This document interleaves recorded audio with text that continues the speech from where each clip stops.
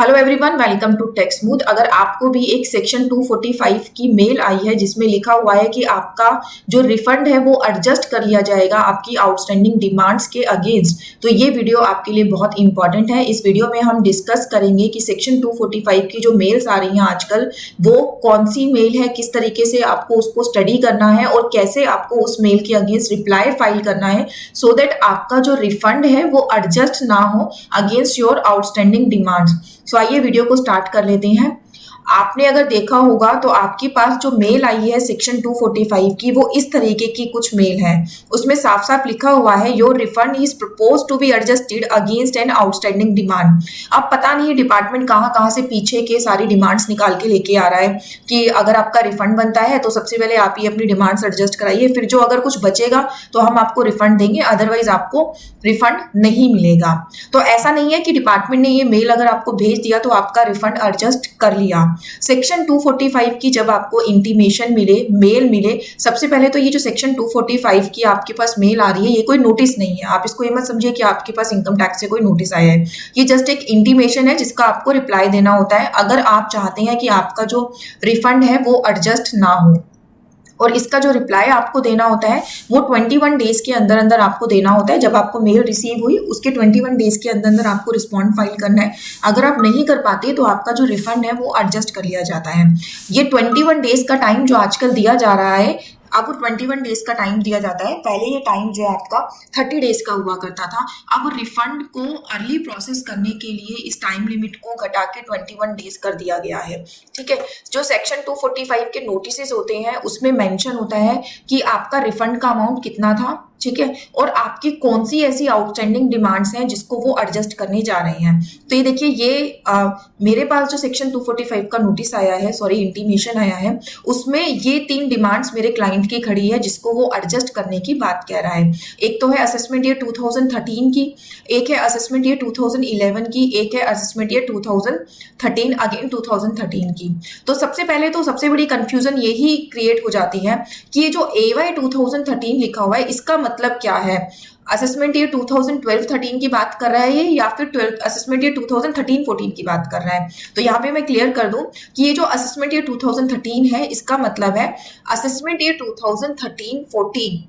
ठीक है, आपको पीछे वाले साल में नहीं जाना है, 13-14 की बात ये कर रहा है। अगर 2011 है तो 2011-12 असेसमेंट ईयर की ये बात कर रहा है। तो सबसे पहला कंफ्यूजन तो यहीं पर ही क्रिएट होता है कि मेरे कौन से असेसमेंट ईयर की डिमांड खड़ी हुई है जिसके बारे में डिपार्टमेंट एडजस्ट करने की बात कह रहा है। तो इसको आप किस तरीके से स्टडी करेंगे, 2013 लिखा है मतलब जो ईयर आपका मेंशन है उससे आगे वाला ईयर आपका असेसमेंट ईयर होगा, 13-14, 11-12 एंड अगेन 13-14। ओके, अब ये बोलेगा कि कौन से सेक्शन में आपकी डिमांड इन्होंने रेस करी है, सेक्शन 154, 154, 220। अगर 143(1) के अगेंस्ट करी है तो वो भी यहाँ पे मेंशन होगा। मेरी रेक्टिफिकेशन की है सेक्शन 154, 154, तो यहाँ पे ये वाला सेक्शन मेंशन है। किस डेट पर वो डिमांड की गई थी वो डिमांड का डेट भी यहाँ पे आ रहा है। ठीक है, टैक्स पेयर ने रिस्पॉन्स डाला या नहीं डाला वो भी इन्होंने क्लियर कट स्टेटस दे रखा है, एओ के रिस्पॉन्स का भी स्टेटस दे रखा है, और कितना अमाउंट आपका आउटस्टैंडिंग डिमांड का स्टैंडिंग है अभी आपकी बुक्स में वो अमाउंट भी आपका क्लियर कट यहाँ पे मेंशन किया गया है। तो ये आपकी हो गई जितनी आपकी डिमांड खड़ी है जिसके बारे में डिपार्टमेंट एडजस्ट करने की बात कह रहा है इस इंटीमेशन के अंदर।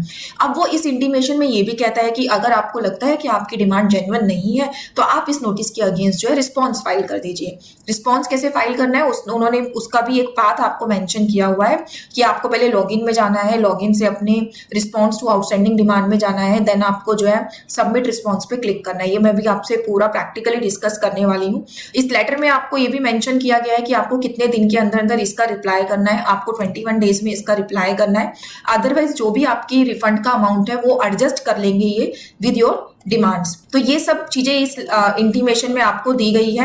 अगर आपको इस तरीके का कोई भी मेल आए तो आपको उस मेल को इग्नोर नहीं करना है, आपको उस मेल के अगेंस्ट रिस्पॉन्स जरूर फाइल करना है। तो अब देखते हैं कि हमें रिस्पॉन्स फाइल कैसे करना है। सबसे पहले हम अपना इनकम टैक्स का लॉगिन कर लेंगे। ये देखिए, लॉगिन करने के बाद अगर आप ये चेक करना चाहते हैं कि कहां से आपको ये पता लग रहा है कि आपकी डिमांड्स खड़ी है, उसके लिए आपको पेंडिंग एक्शंस में जाना है। पेंडिंग एक्शन से आपको जाना है response to outstanding demand. Response to outstanding demand में जब आप जाएंगे तो ये देखिए, ये डिमांड डिमांड मेरी खड़ी हुई है, जैसा कि इन्होंने अभी मेरे को उसमें मेंशन किया है कि कितनी कितनी आपकी डिमांड है। असेसमेंट ईयर 2013-14 की भी डिमांड है और असेसमेंट ईयर 2011-12 की भी हमारी डिमांड है। तो आपको इसका सबसे पहले रिस्पॉन्स फाइल करना है अगर आप चाहते हैं कि आपकी जो डिमांड है वो एडजस्ट ना हो आपके रिफंड से। उसका रिस्पॉन्स फाइल करने के लिए आपको ये पता होना बहुत जरूरी है कि आपकी डिमांड जेन्युइन है या फिर आपकी जो डिमांड है वो जेन्युइन नहीं है, आपकी डिमांड नहीं बनती थी तो आपका रिफंड भी एडजस्ट नहीं होना चाहिए था। इन केस की आपकी डिमांड जेन्युइन है, अगर आपकी डिमांड जेन्युइन है तो मैं ये सजेस्ट करूंगी आप या तो उसका रिप्लाई फाइल ना करिए या फिर अग्री करके आप उसका रिप्लाई फाइल करिए, तो अभी आपका जो रिफंड है वो एडजस्ट हो जाएगा डिमांड के साथ। क्योंकि अगर आप आज इस डिमांड को पे नहीं करेंगे तो फ्यूचर में इस डिमांड पर बहुत ज्यादा जो है इंटरेस्ट लगने वाला है, तो आपको विद इंटरेस्ट कभी ना कभी तो ये पेमेंट करनी ही है। और अगर आपको लगता है कि ये डिमांड जेन्युइन नहीं है तो आप यहाँ पे रिस्पॉन्स फाइल कर सकते हैं, डिसएग्री विद डिमांड, उसका रीजन दे सकते हैं। वो कैसे आप करेंगे? अगर आपको ये पता लगाना है कि आपकी डिमांड जेन्युइन है या नहीं है, तो यहाँ पे जब आप डाउनलोड्स में जाएंगे तो एक आपको इंटीमेशन ऑर्डर मिल जाएगा जिसमें ये लिखा होगा कि किस तरीके से ये डिमांड आपकी रेज हुई है। फिर उसके बाद आपको ये चेक करना है कि आपकी डिमांड जेन्युइन है या नहीं है।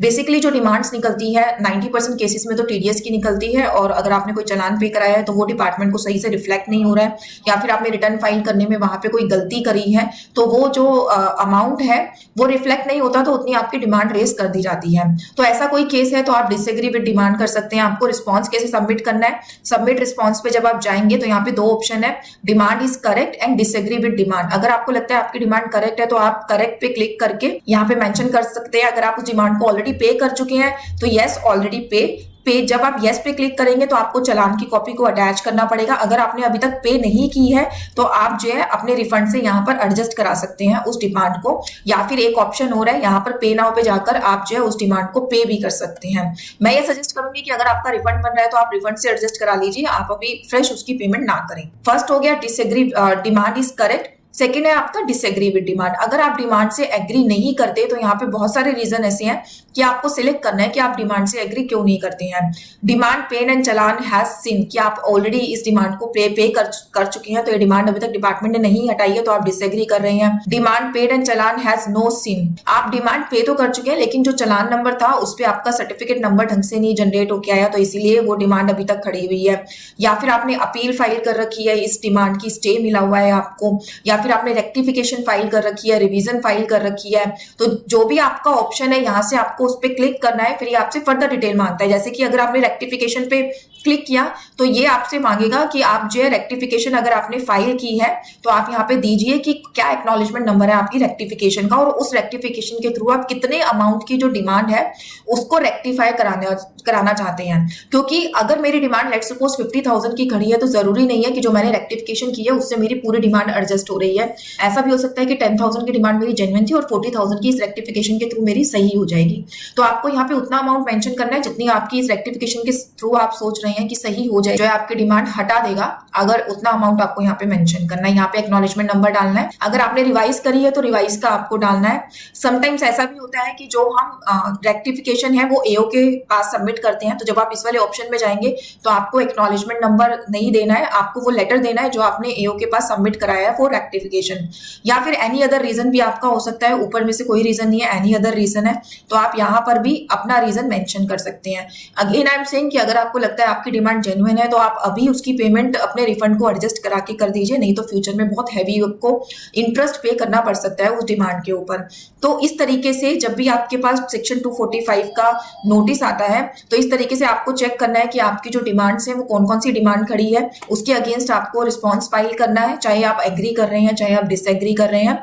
Once you file the response, अगर आप जो डिसएग्री है तो आपका जो रिफंड का अमाउंट है वो आपको रिसीव हो जाएगा आपके बैंक में। अगर आप एग्री कर रहे हैं तो आपका जो रिफंड का अमाउंट है आपकी जो डिमांड है उससे एडजस्ट होगा पहले, फिर जो बैलेंस अमाउंट है वो आपको रिफंड मिलेगा। समटाइम्स ऐसा भी होता है कि जो आपका रिफंड का अमाउंट है वो तो कम है और आपकी डिमांड ज्यादा है, तो उस केस में बैलेंस जो आपकी डिमांड रहेगी वो आपके लॉगिन में स्टैंडिंग रहेगी एज इट इज। उसकी पेमेंट जो है फ्यूचर में जब भी कभी आपका रिफंड बनेगा तो इसी तरीके से डिपार्टमेंट जो है ले लेगा, क्योंकि डिपार्टमेंट ये कहता है कि जब मुझे आपसे पैसा लेना है ठीक है, डिमांड के अगेंस्ट, और मेरे को आपको देना भी है, तो क्यों ना आपस में उसको एडजस्ट कर लिया जाए। तो ये जो सेक्शन 245 की मेल्स है ये इसी एडजस्टमेंट से रिलेटेड है कि डिपार्टमेंट आपको एक मौका दे रहा है कि अगर आपके पास इस तरीके की कोई मेल आई है तो आप पहले डिपार्टमेंट में रिस्पॉन्स फाइल कर दीजिए कि आप एग्री कर भी रहे हैं या नहीं कर रहे हैं। अगर आप इस रिस्पॉन्स को फाइल नहीं करते तो आफ्टर 21 डेज, या फिर अभी तो कुछ प्रैक्टिकल सिचुएशंस मैंने ऐसी भी देखी है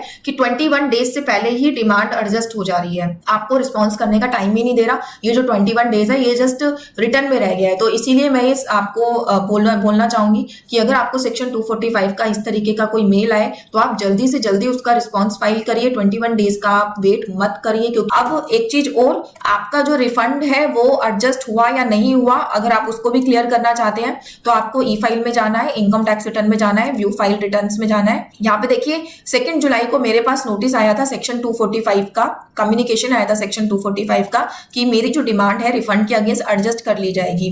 और जो एओ है उसने 2 जुलाई से अभी 21 डेज मेरे कंप्लीट हुए भी नहीं है, मेरी आईटीआर प्रोसेस हो गई है और मेरा जो फुल रिफंड था वो एडजस्ट कर लिया गया है आउटस्टैंडिंग डिमांड्स के अगेंस्ट। मतलब मेरे को रिस्पॉन्स फाइल करने में लेट हो गया, या फिर मैं एग्री करती हूँ कि मेरी डिमांड्स हैं, तो डिपार्टमेंट ने कितनी जल्दी मेरे रिफंड को एडजस्ट कर लिया है। तो इसी तरीके से अगर आपको भी कोई मेल आई है तो डोंट वेट फॉर 21 डेज, जल्दी से जल्दी उसका रिस्पॉन्स फाइल करिए, तभी आप अपना रिफंड टाइमली पा पाएंगे। अदरवाइज आपका रिफंड कब एडजस्ट हो जाएगा आपको पता भी नहीं लगेगा। Thank you so much for watching this video पसंद आया हो तो वीडियो को लाइक और चैनल को सब्सक्राइब जरूर कर लीजिए। हमारा जो ITR 1 का कोर्स है वो लाइव हो चुका है, उसका लिंक डिस्क्रिप्शन बॉक्स में मेंशन कर दिया गया है, आप वहां से हमारा ITR 1 कोर्स भी अवेल कर सकते हैं।